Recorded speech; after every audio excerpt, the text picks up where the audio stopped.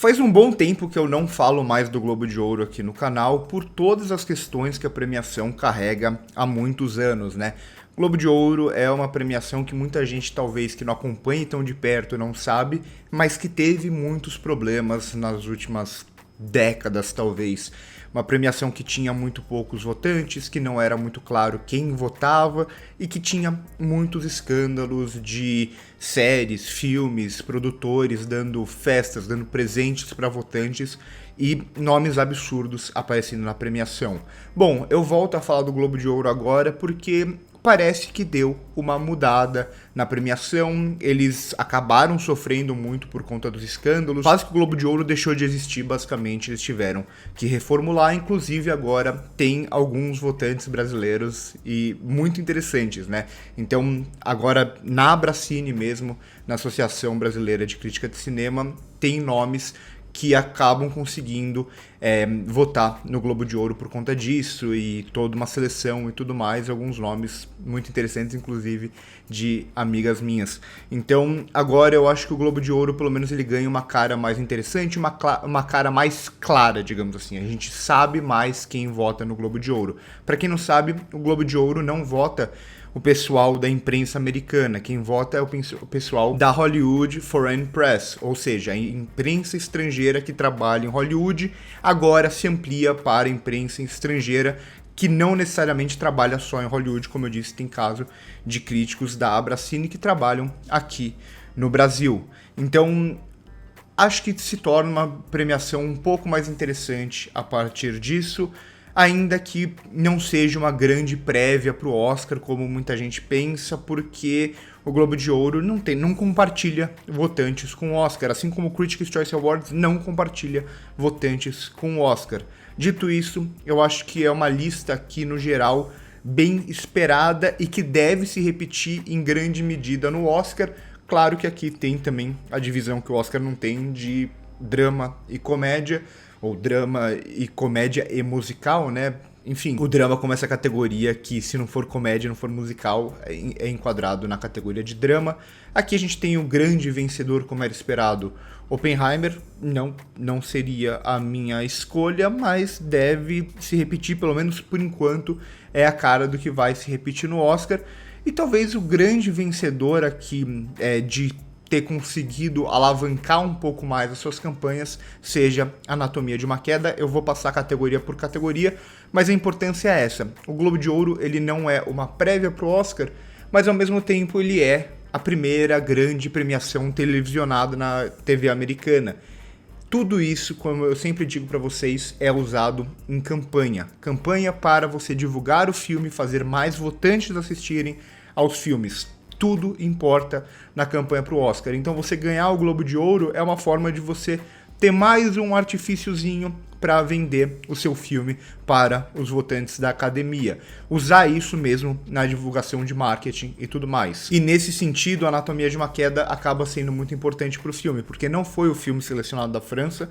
Ninguém sabe direito porquê, eu sempre digo, desde que eu assisti lá atrás o filme em Cannes, eu sempre falei que eu achava que era um filme que era mais falado em inglês do que em francês. Isso é proibido, de acordo com ele não entraria nesse sentido se realmente fosse verificado e fosse mais falado em inglês. Então eu acho que a Comissão da França teve medo de selecionar esse filme como o filme francês, justamente porque ele poderia ser desqualificado no Oscar. Então ele não entra como filme internacional, acaba perdendo muito do hype por conta disso, mas a Neon investe nesse filme como a grande aposta deles e é bem possível que esse filme consiga algumas indicações, incluindo para melhor filme. Quem acompanha as minhas prévias desde, acho que eu já estou fazendo há uns 2 meses mais ou menos, eu coloquei Anatomia de uma Queda nas duas como o 10º filme, assim, né? O filme que briga ali com May December, briga com Zona de Interesse, sempre coloquei Zona de Interesse um pouco à frente, que briga com A Cor Púrpura e tudo mais por essa 10ª vaga. Nesse sentido, o Globo de Ouro acaba sendo muito interessante para Anatomia de uma Queda. Pensando em campanha, quem mais se fortalece com o Globo de Ouro é a Anatomia de uma Queda e um pouco também o Pobres Criaturas, por mais que não tenha nada de muito inesperado nesse sentido. Como eu sempre digo, eu vou cobrir só a parte de cinema, por mais que a parte de TV, que foi dominada por Succession e The Bear eu vi só a primeira temporada de Succession, eu vi tudo, mas eu vou focar aqui em cinema apenas. Então, começando com as categorias musicais, digamos assim, né, de melhor som, a gente tem a vitória de Barbie com What Was I Made For, que, assim, Barbie vai colocar 2 canções, a gente não sabe exatamente qual das 3 que estão na pré-lista, quais vão entrar na lista final do Oscar também. No Oscar só podem ser 2 canções do mesmo filme, então por isso que eu digo que Barbie só vai colocar 2. E tá nessa disputa, né? Essa e I'm Just Ken parece que são as 2 mais fortes. Aqui, a vitória dessa música, nada inesperado. Assim como trilha sonora, a vitória de Oppenheimer é uma das mais fortes, é bem possível que se concretize no Oscar. Não sei se seria a minha favorita, mas a trilha sonora em Oppenheimer é importantíssima para fazer o filme se transformar, fazer essa cinebiografia parecer um thriller. Então, aqui a vitória do Göransson é bastante esperada, talvez fosse até o favorito para a trilha sonora. O mesmo se concretiza com a vitória em direção do Christopher Nolan. Eu tô indo mais ou menos por uma ordem que não faz muito sentido, eu sei, direção eu deveria falar lá na frente junto com o melhor filme, mas aqui a vitória de direção para o Christopher Nolan vai na mesma linha. A disputa no Oscar mais clara parece que tá entre Oppenheimer e Assassinos da Lua das Flores, com Pobres Criaturas e Barbie correndo por fora. Eu falo isso pra vocês há bastante tempo. Mas Oppenheimer parece que tá um pouco mais destacado. É o filme que vai funcionar muito mais pra todo mundo, muito mais pra todos os votantes da academia. Então hoje parece, assim, o filme que nada na frente de todo mundo pra conseguir vitória em melhor filme, em melhor direção, em melhor ator coadjuvante, por mais que essa daí eu acho uma escolha horrível, mas enfim, acaba se concretizando e o Christopher Nolan vencendo direção também vai nesse sentido. Já na categoria de roteiro, aí que eu digo que Anatomia de uma Queda tem algo muito expressivo aqui, porque Anatomia de uma Queda vai vencer não só roteiro, disputando com Oppenheimer, disputando com Assassinos da Lua das Flores, disputando com Barbie, disputando com Pobres Criaturas, então disputando com os filmes mais fortes, digamos assim, nas categorias principais, e a Anatomia de uma Queda vai levar esse prêmio de roteiro, ao mesmo tempo que vai levar também o prêmio de melhor filme internacional, que aí vai disputar com Sociedade da Neve, vai disputar com Fallen Leaves, vai disputar com Zona de Interesse e com o próprio Past Lives, que entra aqui como filme que não é filme internacional, mas é filme não falado em inglês, digamos assim. A Anatomia de uma Queda vai levar os 2 prêmios, então acaba sendo uma visibilidade muito grande pro filme nessas 2 categorias, por isso que eu falo que ele é o que mais dá um passo acima do que estava antes da premiação. Nas categorias de atuação, começando pelas coadjuvantes, a gente tem os 2 mais fortes vencendo. A atriz coadjuvante é da Joy Randolph, de The Holdovers, esperado, é a grande favorita, deve ser talvez o único prêmio do filme no Oscar, talvez ele leve mais, mas esse aqui é o mais garantido de todos. E para ator coadjuvante, Robert Downey Jr., que pessoalmente eu discordo completamente. Para mim ele é o pior nome que tem aqui, mas não importa o que eu acho, importa acima de tudo a campanha e como estão vendo o filme. Preferia Charles Melton, preferia o Robert De Niro, preferia outros nomes, mas o Robert Downey Jr. ele vai se concretizar, que pra mim é a pior atuação do filme, tá?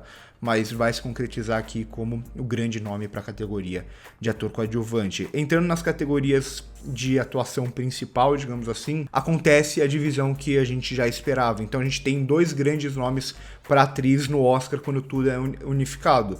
O nome da Lily Gladstone por Assassinos da Lua das Flores e o nome da Emma Stone por Pobres Criaturas. São os 2 nomes que devem disputar esse prêmio de melhor atriz. Só que aqui tem a divisão. A Emma Stone, ela, por Pobres Criaturas, vai entrar como atriz de comédia, a Lily Gladstone vai entrar como atriz de drama, e as 2 vão vencer nas suas respectivas categorias. Então, pouco muda para a categoria de atriz, já que tem essa divisão e as 2 maiores candidatas estavam em categorias diferentes. Para ator, aqui a gente tem a vitória esperada do Cillian Murphy, que para mim, de todos os prêmios de Oppenheimer, é o que eu fico mais feliz, digamos assim, até porque quem corre por fora para melhor ator, pensando no Oscar, é o Bradley Cooper por Maestro, que eu acho uma atuação bem fraca, umas mais fracas recentes do Bradley Cooper. Então o Cillian Murphy garante o seu favoritismo como já era esperado, e ele deve vencer o Oscar também, é um dos que também corre mais na frente na sua categoria. E para ator de comédia, como era esperado, o Paul Giamatti vencendo. O que acaba sendo a disputa aqui, pensando em Oscar, é o Paul Giamatti com o Jeffrey Wright. Digamos que esses dois estão brigando pelas 2 últimas vagas com o Colman Domingo de Rustin. Então, são 3 atores para 2 vagas. O Paul Giamatti está um pouco mais à frente mesmo. Ele consegue concretizar a vitória dele como melhor ator de comédia por The Holdovers também. Aqui teve também essa categoria especial do Globo de Ouro de filme de maior orçamento, né? Teve toda uma regrinha. Seria o filme blockbuster, digamos assim. E aí vai a vitória para Barbie, porque na categoria de blockbuster vai vencer aqui, o que faz até algum sentido, vai vencer justamente o filme de maior orçamento, o filme que teve maior bilheteria do ano. O que, se a gente pensar logicamente, se fosse o melhor filme da categoria, deveria vencer Oppenheimer, certo? Porque Oppenheimer venceu o prêmio de melhor filme e Barbie não vence o prêmio de melhor filme de comédia, que eu já vou chegar lá. Mas aqui acaba sendo essa categoria de maior blockbuster vencendo o filme que foi o maior blockbuster do ano, que teve maior repercussão e bilheteria, vitória de Barbie.